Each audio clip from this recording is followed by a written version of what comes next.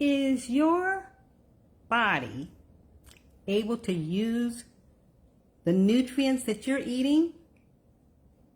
Hi, I'm Bernice Hunt, and I am a brain health specialist. I work with women just like you who are starting to notice a few memory challenges, and I help you to stay sharp so that as you age, you can still travel, have fun with your grandkids, and experience new adventures without missing a beat. As a teacher for over 30 years, I know that just hearing the information is not enough. Just because you present a lesson to those kiddos doesn't mean that they have that information. They need to internalize it. They need to take it from here and put it up here. And it's kind of the same way when you eat your food. You can eat something that is full, packed with all these wonderful nutrients, but if it doesn't get to where it needs to go, including getting to your brain, you might as well not have eaten it at all. So that's what we're going to talk about today. Did you catch my last video? A few days ago I did a video and it was on absorbing nutrients. So if you didn't catch it, go to my YouTube channel or go to my Facebook page, Keep Your Brain Sharp, and you can find that quick little video. But today I wanted to get deeper into that and talk about some more things you can do to make sure that the nutrients that you have, that you're eating, are being absorbed into your brain and as the rest of your body as well. And then I also want to give you some things to look for that may mean that you're not getting the level of absorption into your body that you would want. So that's what we're going to talk about today. So let's start with the mouth.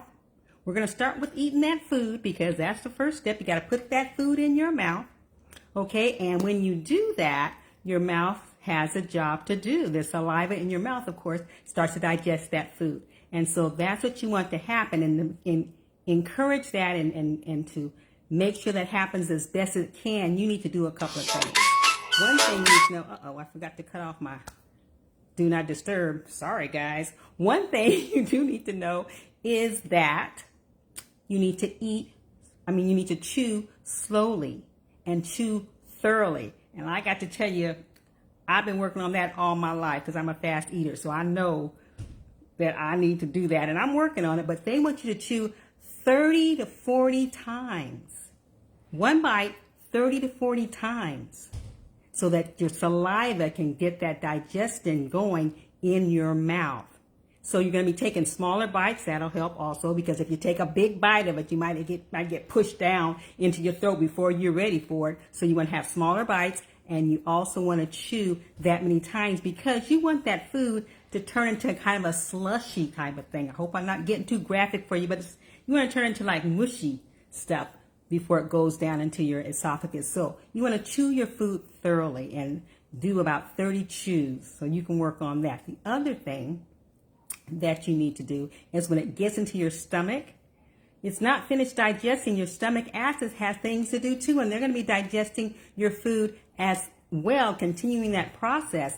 And a lot of people make a really big mistake, and restaurants and fast food people are not helping us at all because you don't want to be drinking a lot of liquid while you're eating.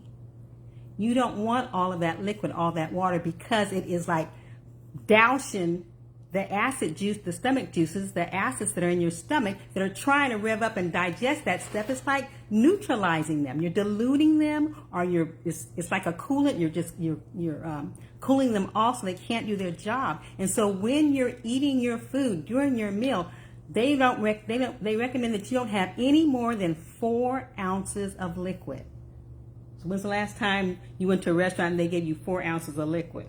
No, they're refilling your glass all the time. They're giving you super size me and all that kind of stuff. You don't want to do that. In fact, even after you finish eating your meal, you really should not have any liquid for 30 minutes. You want your stomach to be able to do its job thoroughly before it goes on, your food goes on to your small intestines, okay? So try to remember that. The best practices actually is to drink water 30 minutes before you're going to have your meal, no more than 4 ounces during your meal, and then 30 minutes after your meal. You're going to wait 30 minutes before you have something else to drink. Okay, so try that, because that's going to help you absorb those nutrients better, because you're going to be digesting that food to small enough particles so that when it gets to your small intestine, it can absorb. So now we're getting into the small intestine, and it's going to absorb those nutrients. So your carbohydrates have turned to glucose. They're going to suck the glucose out of them. That's what your intestines do. They suck that stuff out of that slushy mess that's now that used to be your food. They're going to suck it out and get it into your bloodstream. So they're going to suck out the glucose. They're going to suck out the amino acids. They're going to suck out your fatty acids. They're going to suck out the vitamins and the minerals and put it in your bloodstream. So that's what their job is to do. And you can help it with that as well. Yeah. One of the things you can do to help it is what's called food pairing. Because the challenge is that some of those things are more suckable than others. Some are harder for them to absorb than others. And so what you can do is you can pair foods together so that the ones that have a more difficult time being absorbed can kind of piggyback on the ones that get absorbed easily, and they can move on in with those. So that's what you can do with what's called food pairing. So they're talking about several things. There's healthy fats, okay, because fats, you want to have your fat soluble vitamins like A and D and E and K. Those are they dissolve in fat. So if you eat those foods that have those vitamins in them with fat, then they can just slide on into your bloodstream with the fat, okay? So you want to eat fat, healthy fats when you're eating those kind of things. So just a rule of thumb, just to be sure, so you don't have to keep looking up what's vitamin A and vitamin B and vitamin K. So you don't have to do all that.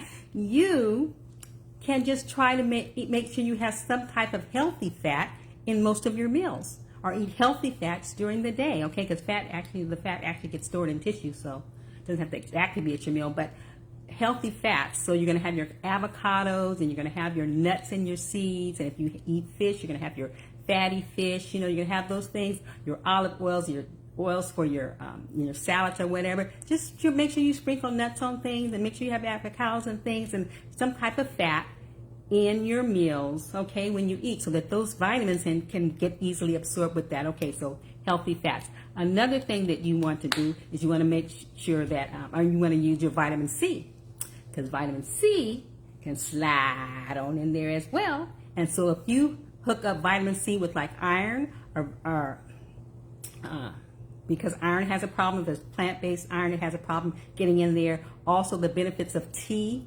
If you hook that up with vitamin C, it's going to slide in there with that. So when you have your tea, just squirt some lemon juice or something in it. Get in the habit of doing that, or lemon juice over, in your other things, and you will have an easier time getting that iron in with your into your bloodstream with your vitamin C. Same thing with vitamin D. Now you already know that a lot of people, a lot of manufacturers and things hook up fortified with vitamin D into a lot of things, and that's good because vitamin D helps the calcium get absorbed, and vitamin D helps the magnesium get absorbed. So you want vitamin D. Make sure you're taking that, or especially taking a supplement. Most of us are deficient in that. Okay, to get your vitamin D in there and get your magnesium rich and your calcium rich foods hooked up with your vitamin D. Most of you already know about turmeric and the black pepper.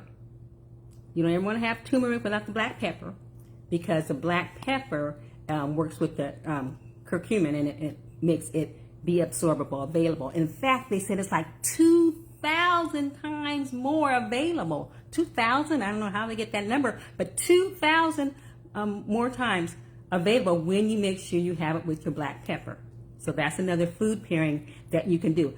Also, if you just get in the habit of, when you're having carbs, to have some protein with it, because glucose goes really fast and you don't want it to go that fast into your bloodstream, so you can slow it down if you attach it to some protein. So just don't have the carbs by itself. Have some type of protein with it, even if it's plant-based protein. Have some type of protein with it so it slides in slower, okay? And then also Always eat lots of fruits and vegetables, a variety of fruits and vegetables, so that you can have a wide assortment of nutrients available for digestion and absorption, and also probiotics, because those little bad boys need to do the work. And if you're depleted in it, it's not going to be able to do as efficient of a job. So you want to make sure you're eating probiotics so you can replenish the little bacterial community, so that there's enough workers in there to get the job done. Okay, so you want to do that as well. Okay, so I said I would talk a few minutes about some signs that you may not be absorbing your nutrients as well. And I hate to get graphic on you again, but one sign that you may be having some absorption challenges is bad smelling stools. Now, don't raise your hand. You don't want to know. But you know, if you can blow out the bathroom, or you know people that blow out the bathroom, that is a sign that things are not getting absorbed and it's staying in there in your colon too long. And if it's still in there, that means it's not getting absorbed. And so you need to work on some of the things we talked about to make sure those things are getting absorbed. Another thing is bloating. A lot of you have bloated stomachs a lot of times, and that's another sign that it's not getting all the way through. It's not absorbing as it should. Okay, and then there's other things like rashes, and there's swollen hands and feet that may have something to do with absorption. Okay, yeah, so you want to make sure that you're doing, even to the extent of throwing up, nausea, and of course vomiting. If you are vomiting up food, guess what? You didn't absorb it. It did not get absorbed. Okay, so those are signs that you're not getting the nutrients into your bloodstream like you need to do. Okay, so if any of those kind of things are happening with you, if you can relate to any of that, then you need to really work on your mindful eating. That's when you're going to slow down and chew a lot of times and take smaller bites, okay, and let your stomach have an opportunity to digest by not drinking a lot of liquid while you're eating. So be mindful of all those things, okay? And then you're also going to work on making sure you're having lots of fruits and vegetables so that you have a source of nutrients available, probiotics, so that those little helpers are there doing their little job down there. Yeah.